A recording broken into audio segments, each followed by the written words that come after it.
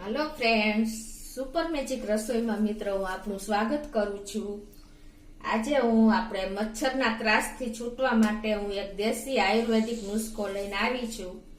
તો એમાં શું ઇન્ગ્રેડિયન્ટ જોઈએ એ પણ હું તમને બતાવી દઉં।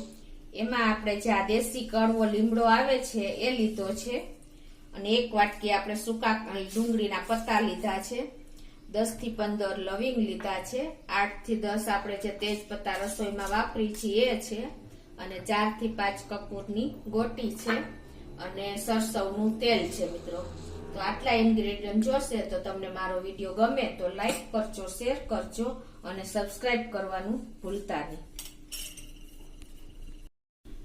તો મિત્રો આપણે રોજ બરોજ આપણે જે આ લિક્વિડ ને મેટ વાપરી છીએ આપણા હેલ્થ માટે, બાળકોના હેલ્થ માટે તો ખાસ નુકસાન બહુ કરે છે મિત્રો।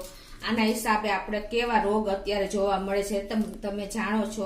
આનાથી ડેન્ગ્યુ છે, કેન્સર, ઘાતક બીમારી આવી શકે છે મિત્રો। તો આનો આપણે હંમેશને માટે આને દૂર કરી દેવા જોઈએ અને જે હું તમને આજે મેથડ બતાવું છું એ રીતે તમે એનો ઉપયોગ ચોક્કસ કરજો મિત્રો।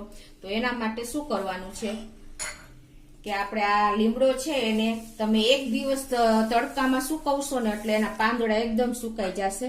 તો મેં એને જો આ પાંદડા સૂકવી લીધા છે એને, અને આ ડુંગળીના પત્તાને પણ તમારે આવી રીતે ઉપરના જે ફોતરા હોય એ સૂકવી લેવાના છે। કાંઈ પણ વસ્તુ ભેજવાળી ન હોવી જોઈએ એ તમે ખાસ નોટ કરજો। તો આ રીતે આપણે આમ લીમડાના પત્તા આવી રીતે મિક્સર જારમાં નાખી દેવાના છે અને આની એકદમ બારીક પાવડર કરી લેવાનો છે। આ ડુંગળીના પત્તા પણ આમાં નાખી દેવાના છે। આ એક વાટકી પત્તા છે ડુંગળીના અને 10 થી 15 લવિંગ પણ આપણે આમાં નાખી દેશું અને 8 થી 10 જે આપણે તમાલપત્રો કહીએ છીએ એ લીધા છે એ પણ આમાં નાખી દેશું અને આ કપૂરની ગોટી તમારે જો મોટી હોય અને દેશી કપૂર મળે તો બેસ્ટ છે મિત્રો, નહીતર આપણે જે આ રૂટીન આપણે અત્યારે આવે છે એ પણ ચાલે। આને પણ તમારે આવી રીતે કટકા કરવા હોય તો ચાલે, પણ મિક્સર જારમાં નાની ગોટી છે તો આવી જશે। મોટી હોય તો તમારે 2 લેવાની, નાની હોય તો 4 થી 5 હાલે। એકદમ બારીક પાવડર કરી લેવાનો છે। તો આ રીતે જો તમારે એકદમ બારીક પાવડર કરવાનો છે, તમે જોઈ શકો છો। જાડો આખો ભાગો નથી રાખવાનો, તો જ એકદમ તમારા તેલમાં મિક્સ થઈને એની ફ્લેવર આવશે। તો એને આપણે આ રીતે એની કપૂર રાખ્યું છે એટલે મિત્રો સ્મેલ પણ બહુ સરસ આવે છે। તો એને આ રીતે અત્યારે આપણે આમાં ભરી લેવાની બોટલમાં, પ્લાસ્ટિકની બોટલમાં। તમારે જ્યારે પણ મચ્છરનો ગમે ત્યારે તમે આને ઉપયોગ કરી શકો છો દીવો કરીને।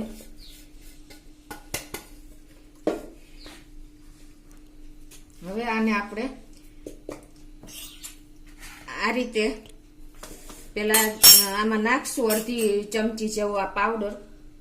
આવી રીતે કોળિયું તમારે લેવાનું, કોઈ પણ સેજ મીડિયમ સાઈઝનું, તમારી પાસે જો કોળિયું ન હોય તો વાટકી પણ ચાલે।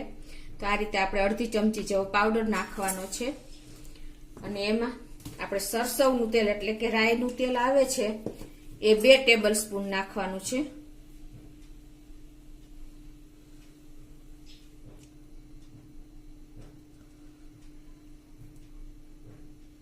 અને આ તેલ નાખીને પછી તમારે આને 2 મિનિટ આવી રીતે છોડી દેવાનું છે એટલે એની ફ્લેવર એકદમ તેલમાં સરસ બેસી જાય, મિક્સ થઈ જાય।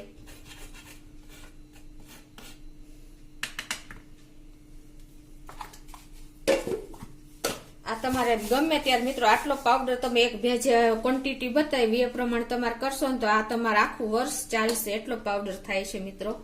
અને હવે આવી રીતે તમારે આપણે રૂની જે વ્હાઈટ હોય છે ને આવી વ્હાઈટ લેવાની, લાંબી, થોડીક જાડી લેવાની, સાવ પાતળી નહીં લેવાની, તમે જોઈ શકો છો।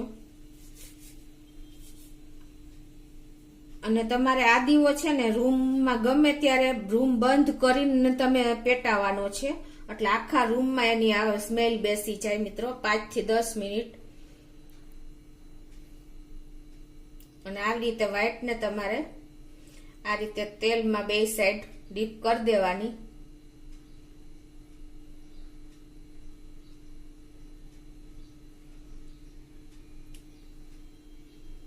અને તમે ગમે ત્યારે આખો દિવસમાં ગમે ત્યારે આનો ઉપયોગ કરી શકો છો અને તમારા મચ્છર કડશે નહીં અને બાજુમાં ફરકશે પણ નહીં, ઘરમાં પણ નહીં એન્ટર થાય મિત્રો. એટલું આ એકદમ કારગત નીવડે છે કે આપણે ઉપયોગી થાય છે.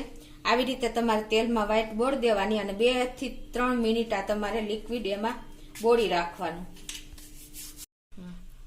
તો મિત્રો આમાં તમે કોઈ પણ તેલ વાપરી શકો છો અને લીમડાનું તેલ પણ તમે વાપરી શકો છો. તો આ રીતે 2 મિનિટ થઈ ગઈ છે. હવે આપણે આને દીવો પ્રગટાવશું. મિત્રો આપણે બીજા દીવા તો કરતા જ હોય છીએ, પણ જે આ જરૂરી દીવો છે હેલ્થ માટે ખાસ જરૂરી છે મિત્રો.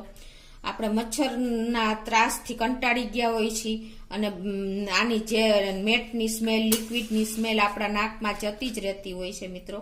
તો એ કેટલી ઘાતક બીમારી લઈ આવે છે. તો મિત્રો આ રીતે તમારે દીવો પ્રગટાવી દેવાનો છે. તમે જોઈ શકો છો કે આમાં કાળો ધુમાડો નીકળશે ને તો પણ આપણા હેલ્થ માટે નુકસાન નથી કરતો. આ રીતે તમારે દીવો રૂમમાં મૂકીને રૂમ બંધ કરી દેવાનો છે 5 થી 10 મિનિટ. અને આ ધુવાડો તમારે બાળકોને કોઈને નુકસાન કરતો જ નથી.